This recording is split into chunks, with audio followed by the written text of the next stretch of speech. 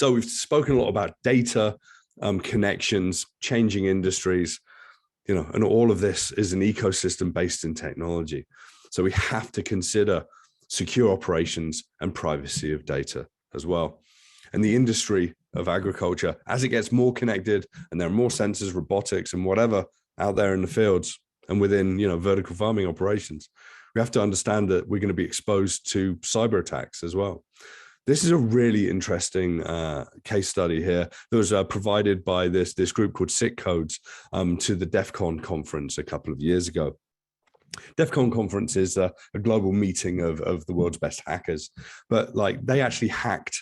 A group of them managed to hack the American food supply using a lot of John Deere systems. It's a video. It's about 30 minutes. Do go and watch this. I'll be sharing these slides after the talk as well, so you'll be able to go and find it. But it's interesting. There's vulnerability in the agriculture industry, and we've certainly seen that. In fact, last year, JBS, a huge supplier of protein, had to pay ransomware hackers $11 million to get their systems back. And we're actually seeing a huge amount of vulnerability predicted and potentially over 50,000 security disasters waiting to happen. I was at a conference and I asked the 120 farmers in the audience who had cybersecurity staff on their, actually employed full time, and none of them did. In fact, many of them never really worked with these people. We're going to have to step up and we're going to have to do that.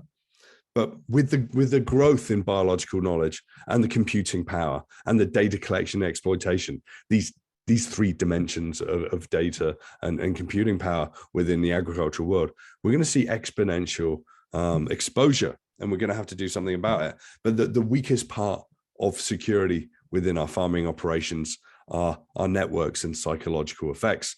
By that, I mean people.